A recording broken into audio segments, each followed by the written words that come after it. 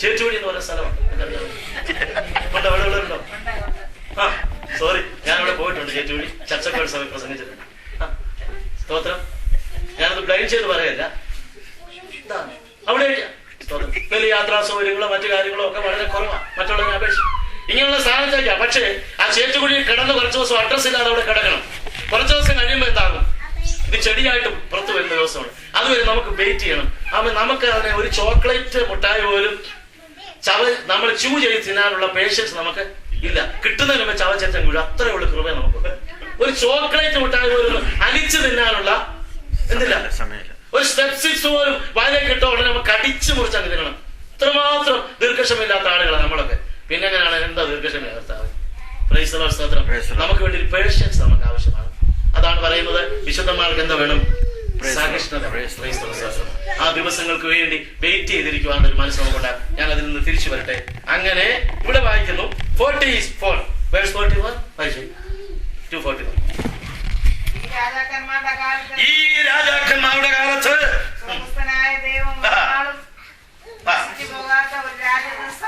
അടുത്തത് ആ രാജ്യത്വം വേറെ ഒരു ജാതിക്ക് ഏൽപ്പിക്കപ്പെടുകയില്ല. അടുത്തത് അത് ഈ രാജ്യങ്ങളെ ഒക്കെയും തകർത്ത് നശിപ്പിക്കുകയും എന്നേക്കും നിലനിൽക്കുകയും ചെയ്യും.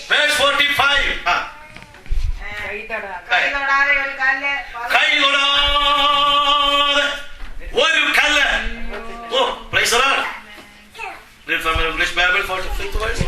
Inasmuch as you saw that the stone was cut out of the mountains without hands, and it broke in pieces, the iron, the bronze, the clay, the silver, and the gold. ഇവിടെ മോളിൽ കണ്ട തല പോലെ താഴെ വരെയുള്ള സകല മെറ്റൽസിനെ എന്ത് ചെയ്തു? ഈ കൈ തൊടാതെ പറഞ്ഞു വരുന്ന കല്ല്, ദാറ്റ് ഈസ് ജീസസ് ക്രൈസ്റ്റ്. യേശുവിന്റെ ജനനത്തിൽ ഒരുത്തന്റെ മനുഷ്യന്റെ കൈ ഉണ്ടായിരുന്നോ? യേശു ജനിച്ചത് മനുഷ്യനെ വിചിത്താനാണോ? അല്ല. Praise the Lord, hallelujah. വേദവസനം വചനം എന്തായിട്ട് തീർന്നു? ജഡമായിട്ട് തീർന്നു. പണ്ടിരിക്കൽ ഒരു ദേവദാസൻ വചനം പ്രസംഗിച്ച സഭയിൽ ചെന്ന് വീട്ടിൽ ചെന്ന് ഭാര്യയെ വഴക്ക് പറയാൻ തരാൻ തുടങ്ങി. ഉടനെ നിങ്ങളല്ലേ ഇപ്പൊ സഭായത്തിൽ നിന്ന് വലിയ പ്രസംഗം നടത്തി. എടി നീ കേട്ടിട്ടില്ലേടി വചനം ജഡമായി തീർന്നു? അങ്ങനെ ആയല്ലേ? വചനം ജഡമായി തീർന്നു. മറിയാമിന്റെ ഗർഭപാത്രത്തിലേക്ക് വചനം വന്നു. മറിയ ഒരു ഉപകരണം. ആമേൻ. കാര്യം, കാരണം, ഉപകരണം. കാര്യമുണ്ട്, കാരണമുണ്ട്, ഉപകരണമുണ്ട്. മറിയ എന്താണ്? ഒരു ഉപകരണമാണ്. കാരണം പരിശുദ്ധാത്മാവ്, കാര്യം വചനം. ആമേൻ. കാരണം, കാര്യം, ഉപകരണം.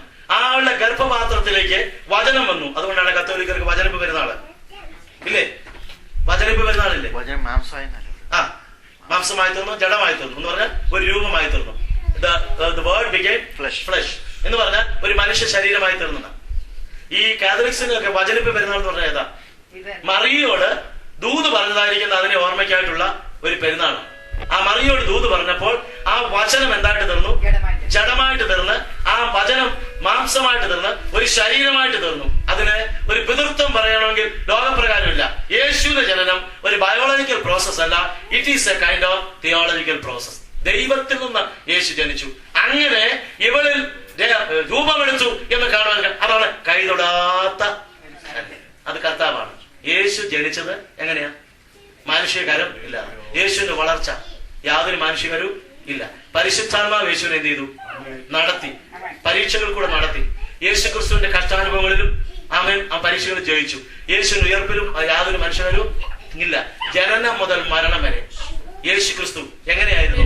ആമേൻ യുണൈക്കായിരുന്നു. നമുക്കറിയാമല്ലോ, ഒന്നുമില്ലാത്തവരെ കടം വാങ്ങിച്ച ഒരു കന്യകയുടെ ഉദരത്തിൽ എന്ത് ചെയ്തു? ജനിച്ചു.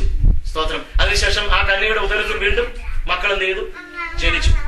കടം വാങ്ങിയ കന്യകയുടെ ഉദരം വീണ്ടും അനേക കുഞ്ഞുങ്ങൾക്ക് ജന്മം കൊടുക്കുവാൻ ഇടയായി തീർന്നു. കടം വാങ്ങിയ ഒരു ചുരുളിൻ കൊണ്ട് കന്നിപ്രസംഗം നടത്തി. ഫസ്റ്റ് മെസ്സേജ് പറയാൻ പോയപ്പോൾ വേദവസ്തം ഇല്ലായിരുന്നു. പള്ളി ചെന്ന് ആമേൻ പള്ളി പ്രമാണിയോട് റൂളർ ഓഫ് ദ സിനഗോഗ് ചുരുൾ എന്ത് ചെയ്തു? കടം വാങ്ങിച്ചു. ആമേൻ.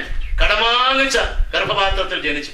കടം വാങ്ങിയ ചുരുളി കൊണ്ട് ഒന്നാമത്തെ മെസ്സേജ് പള്ളിയിൽ പ്രസംഗിച്ചു. സ്തോത്രം. ആമേൻ. പ്രൈസ്. കടം വാങ്ങി കഴുതയുടെ പുറത്ത് എന്ത് ചെയ്തു? സഞ്ചരിച്ചു. ആമേൻ. സ്വന്തമായൊരു കഴുതയില്ലാഞ്ഞു, ആരാണ്ട് കഴുത അഴിച്ചുകൊണ്ട് വരാനായിട്ട് പറഞ്ഞു. കരം കൊടുക്കുവാൻ കാശില്ലാഞ്ഞ് ആമേൻ ഒരു മീനിന്റെ വയറ്റിൽ എന്ത് ചെയ്തു? കാശ് അടുത്തെന്ത് ചെയ്തു? കരം കെട്ടി, കരം കൊടുത്തു. പ്രൈസ് ദി ലോർഡ്, സ്തോത്രം. പെസഹ നടത്തുവാൻ ഒരു എന്തില്ലായിരുന്നു, ഒരിടമില്ലാഞ്ഞിട്ട് ആരാണ്ടേ ഒരു സ്ഥലത്ത് വിരിച്ചൊരിക്കൽ മാളിക എന്ത് ചെയ്യും? കടമാങ്ങിയ മാളിക എന്ത് നടത്തി? പെസഹ നടത്തി. Price the Lord. കടമാങ്ങിയതായ ഒരു മനുഷ്യന്റെ കല്ലറയ്ക്കകത്ത് എന്ത് ചെയ്തു? കബറടങ്ങി. Praise the Lord. അതാരുടെ ആയിരുന്നു? അരിമത്തിയിലെ യോസേഫ്. യേശുവിന് കടമല്ലാതെ ഒന്നുമില്ലായിരുന്നു, സ്വന്തമായിട്ട് താൻ പോലുമില്ലായിരുന്നു. ആമേൻ. അരക്കാശിന് മുതലില്ലാതെ, തലച്ചായ്ക്കാൻ ആമേൻ സ്ഥലവുമില്ലാതെ കർത്താവ് ഈ ലോകത്തിൽ നമ്മെ സമ്പന്നരാക്കുവാൻ അവൻ എന്തായിത്തീർന്നു? മഹാദരിദ്രനായിത്തീർന്നു. ആ യേശുവിന്റെ ദാരിദ്ര്യമാണ് നമ്മെ ഉണ്ടാക്കിയത് സമ്പന്നതയാക്കി. മടങ്ങി വരട്ടെ, അത് കൈതൊടാത്ത കല്ല് ആമേൻ ഇറങ്ങി വരും. ഈ സാമ്രാജ്യങ്ങളെ തകർത്ത് ഇനി ഒരു സാമ്രാജ്യം സ്ഥാപിക്കുവാനായിട്ട് വരും. സ്തോത്രം. ഇനി വെളിപ്പാട് പുസ്തകത്തിലേക്ക് ഒരു തുടക്കം മാത്രം പറഞ്ഞ് ഞാൻ അത് അങ്ങ് 4 സാമ്രാജ്യങ്ങൾ കഴിഞ്ഞു. 5ാം സാമ്രാജ്യം സൈമൺ സാർ പാട്ടിൽ പറയുന്നു, 5ാം രാജ്യം ഉണ്ടാമേ ഫലം, 5ാം രാജ്യം ഉണ്ടാവും. 5ാമത്തെ സാമ്രാജ്യം ആരുടെ സാമ്രാജ്യമായിരിക്കും? ഇതിനെ മുഴുവനും അടിച്ച് ഒട്ടച്ച ഒരു കൈതൊടാത്ത കല്ല് വന്ന് പൊട്ടിച്ച് പറപ്പിച്ച് കളഞ്ഞിട്ട് ഈ കൈതൊടാതെ വന്ന കല്ല് എന്തായിട്ട് വരും?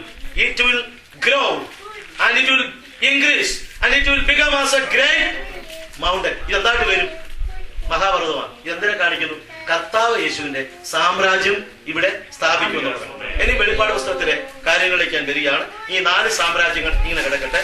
ബൈബിളിൽ നമ്മുടെ കഴിഞ്ഞ ദിവസം തുടക്കമിട്ടതായിരിക്കുന്ന കാര്യമാണ് വെളിപ്പാട് പുസ്തകം. ഈ വെളിപ്പാട് പുസ്തകത്തിന്റെ വിഷയങ്ങളെ നമുക്ക് 3ആയിട്ട് തിരിക്കാം. അതിന്റെ കീവേഴ്സ് ഏതായിരുന്നു? ഓർമ്മയുണ്ടോ? How many of you remember the key words of the book of Revelation? Chapter 1, verse 19. That is the key words. ഈ താക്കോല് വെച്ച് വേണം ബൈബിളിലേക്ക്, വെളിപ്പാട് പുസ്തകമാകുന്ന മുറിയിലേക്ക് നമുക്ക് എടുക്കുവാൻ. വേദപുസ്തകം 66 മുറികളിലുള്ള ഒരു മനോഹരമായ സൗധമാണ്. അതിൽ 66ാമത്തെ ബിൽഡിങ്ങിന്റെ അകത്ത് 3 മുറികളാണ്. ആമേൻ, സ്തോത്രം. 3 സെക്ഷനാണ്. It is the book of Revelation is divided into 3 parts. അതിന്റെ കീ ആണ് ഏത്? 190. ഒന്ന്, the things that thou hast seen. അല്ലേ? ഒന്ന്, നീ കണ്ടത്. 2, come on please read. ഒന്ന് വായിച്ചാൽ 190. നീ കണ്ടത്. What you have seen. ഇപ്പോൾ ഉള്ളത്.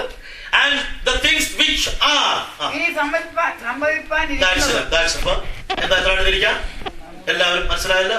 വെളിപ്പാട് പുസ്തകത്തിന്റെ ആ പുസ്തകങ്ങളെ തുറക്കാനുള്ള ചാവി നിങ്ങളെ തന്നിരിക്കുക. എന്താണ്? ഒന്ന്, the things which thou hast seen. നീ കണ്ടത്. Second, the things which are. ഇപ്പോൾ ഉള്ളത്. The things which are and the things which would be hereafter. ഇനി സംഭവിപ്പാനുള്ളത്. ഇത് 3ആയിട്ട് തിരിക്കുമ്പോൾ 22 ചാപ്റ്റേഴ്സ്. അതിൽ നീ കണ്ടത് ചാപ്റ്റർ 1, 1-ാം അധ്യായമാണ്. ആര് കണ്ടത്? യോഹന്നാൻ കണ്ടു. പത്മോസ് ദ്വീപിൽ. എങ്ങനെ കണ്ടത്? അഗ്നിജാലയ്ക്കൊത്ത കണ്ണോട് കൂടിയവൻ, മാറത്ത് വൻകച്ച കെട്ടിയവൻ. പിന്നെ ഉലയിൽ ചുട്ടുപഴിപ്പിച്ച വെള്ളോട് സസ്യമാ കാലുകളോട് കൂടിയവൻ, സൂര്യനെ പോലെ മുഖമുള്ളവൻ, അടുത്തുകൂടാത്ത വെളിച്ചത്ത് വസിക്കുന്നവനാണ്. കർത്താവിനെ കണ്ടു. 14 വിധ ശ്രേഷ്ഠതയോടുകൂടിയ the glorious revelation of Jesus Christ at the island of Patmos on a Sunday morning. That was the things that you had seen. നീ കണ്ടതെന്ന് പറയുന്നത് 1-ാം അധ്യായം. യോഹന്നാൻ കണ്ടു. 2, ഇപ്പോൾ ഉള്ളത്. ഇപ്പോൾ ഉള്ളതെന്ന് പറയുന്നത് chapter 2 and chapter 3. Chapter 2 and chapter 3 എന്താ പറയുക? 7 ഏഷ്യ മൈനറിൽ ഉള്ള 7 സഭകളാണ്. ആമേൻ. Ephesus, then Smyrna, Pergamos, Thyatira, then Sardis, Philadelphia, Laodicea. 7 സഭകളാണ് 2ഉം 3ഉം അധ്യായത്തിലുള്ളത്. അപ്പോൾ 2nd and 3rd chapter is the message to the 7 churches at Asia Minor. Asia മൈനറുള്ള 7 സഭകൾക്കുള്ള ദൂതാണ് ഇപ്പോൾ ഉള്ളത്. ആമേൻ. നീ കണ്ടത് 14 ശ്രേഷ്ഠകളോട് കൂടിയ യേശു ക്രിസ്തുവിനെയാണ് കണ്ടത്. ചാപ്റ്റർ 1 ആണ്.